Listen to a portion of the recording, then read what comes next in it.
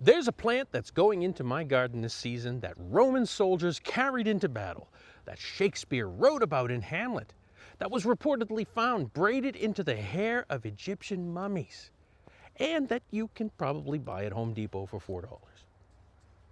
Rosemary has been with us for so long and woven so deeply into human culture that we've basically stopped noticing it. We throw a sprig on a chicken and call it a day. Well, today we're gonna fix that on the New England Harvester.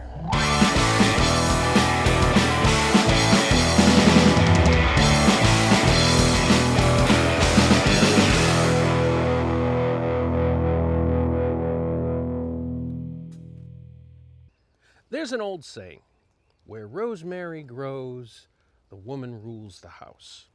Now, I don't know if that's true, but I do know that in households where rosemary thrives in New England, somebody is paying very close attention, because rosemary is not an easy plant up here, and that's what makes it worth growing.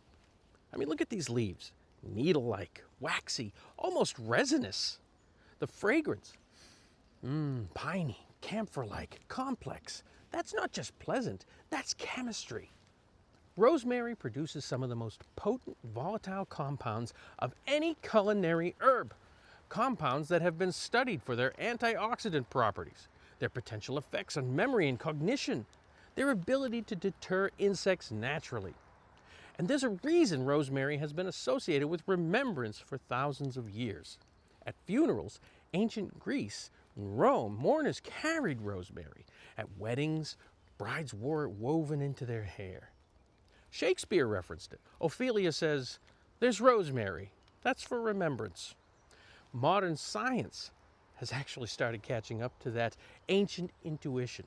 Studies have found that the aroma of rosemary, specifically a compound called rosmaric acid, may enhance memory performance and cognitive function. Breathing the scent of rosemary while studying or working may actually help you retain information better. Ancients associated it with memory for thousands of years before anyone knew why, and it turns out they weren't wrong. Here's something about rosemary that puts everything in perspective. This plant is native to the Mediterranean coast. It grows wild on rocky cliffs above the sea, in thin, poor, dry soil, battered by wind, baked by sun, almost no water. It evolved to thrive in conditions that would kill most garden plants. Which means when you try to grow it in the rich, moist, well-amended New England garden soil, you're actually working against the plant. Rosemary doesn't want your compost, doesn't want your irrigation, it doesn't want your carefully prepared raised bed. It wants to be slightly neglected in fast-draining soil in full sun.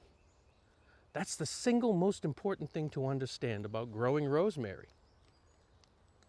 Treat it mean and it thrives. Coddle it and it rots. One more fascinating fact.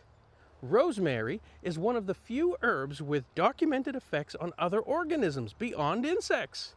The volatile compounds it releases have been shown to inhibit the growth of certain bacteria and fungi in surrounding soil.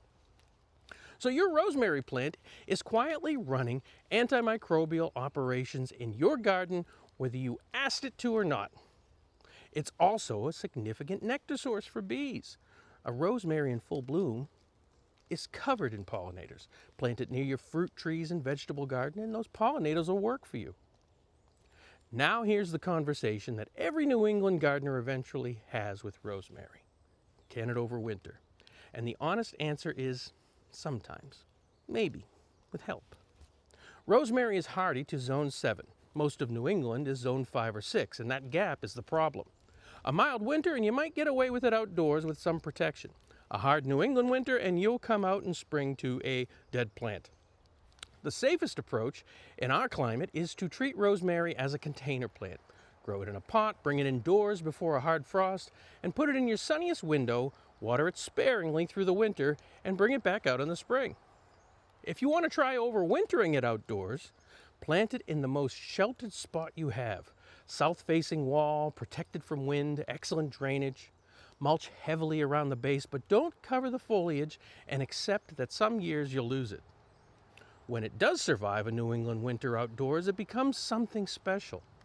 A rosemary that has weathered our cold gets woody and established and grows into something that looks like it belongs on a Mediterranean hillside. And that is worth the gamble. Harvest it by snipping the stem tips, never more than a third of the plant at a time. The more you harvest, the bushier and more productive it becomes. Don't overwater, ever. When in doubt, wait another day. And when you brush past it on your way through the garden, remember that you're releasing the same compounds that ancient Greeks carried to their funerals, that brides wove into their wedding hair, that Shakespeare wrote into his plays. Some plants just carry more history than others. I'm Michael Baker, and this is the New England Harvester. Please don't forget to like and subscribe. And whatever you're growing this season, grow it well.